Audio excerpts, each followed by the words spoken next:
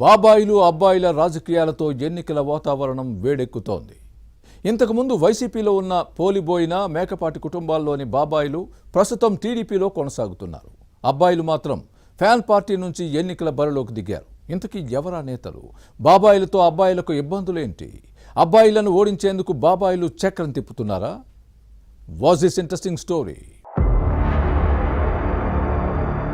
రాజకీయాల్లో శాశ్వత మిత్రులు, శాశ్వత శత్రువులు ఉండరు. ఒకప్పుడు ఒకే పార్టీలో ఉన్న నేతలు, కుటుంబ సభ్యులు తర్వాత వేర్వేరు పార్టీల్లో ఉంటూ ఉంటారు. ప్రత్యర్థులుగా ఎన్నికల బరిలో దిగుతుంటారు. ఎలక్షన్స్ లో పోటీ చేయకపోయినా సొంత కుటుంబ సభ్యులను ఓడించేందుకు ప్రయత్నిస్తూ ఉంటారు. ఇప్పుడు నెల్లూరు జిల్లాలో ఇదే జరుగుతోంది. బాబాయిలు అబ్బాయిల రాజకీయాలు ఆసక్తికరంగా మారుతున్నాయి. నెల్లూరు సిటీ ఎమ్మెల్యే పోలిబోయిన అనిల్ కుమార్ కు డిప్యూటీ మేయర్ పోలిబోయిన రూప్ కుమార్ సొంత బాబాయ్ అవుతారు. అలాగే ఉదయగిరి మాజీ ఎమ్మెల్యే మేకపాటి చంద్రశేఖర్ రెడ్డి, ఆత్మకూరు వైసీపీ శాసనసభ్యుడు మేకపాటి విక్రమ్ రెడ్డికి స్వయాన బాబాయ్. గత ఎన్నికల సమయంలో వీరంతా వైసీపీలో ఉన్నారు. కానీ మారిన రాజకీయ పరిణామాల నేపథ్యంలో ఇప్పుడు తలోదారయ్యారు. అబ్బాయిలంటే బాబాయిలకు గిట్టడం లేదు, బాబాయిలంటే అబ్బాయిలకు పడ్డం లేదు. దీంతో ఆయా నియోజకవర్గాల్లో రాజకీయాలు వేడెక్కుతున్నాయి. Nellore city YCP MLA Anil Kumar ను రాజకీయాల్లోకి తీసుకొచ్చింది డిప్యూటీ రూప్ కుమారే. అసెంబ్లీ ఎన్నికల్లో అనిల్ ని గెలిపించే వరకు తనదైన శైలిలో కీలక పాత్ర పోషించారు.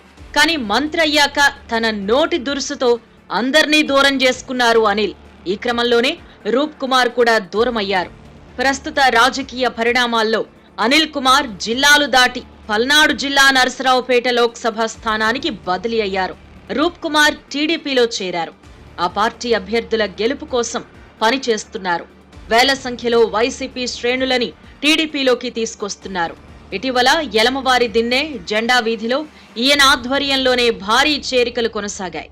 నిన్న మొన్నటి వరకు ఎమ్మెల్యే అనిల్ కుమార్ వెంట ఉన్నవారు కూడా ఇప్పుడు రూప్ కుమార్ ఆధ్వర్యంలో టీడీపీలో చేరుతున్నారు.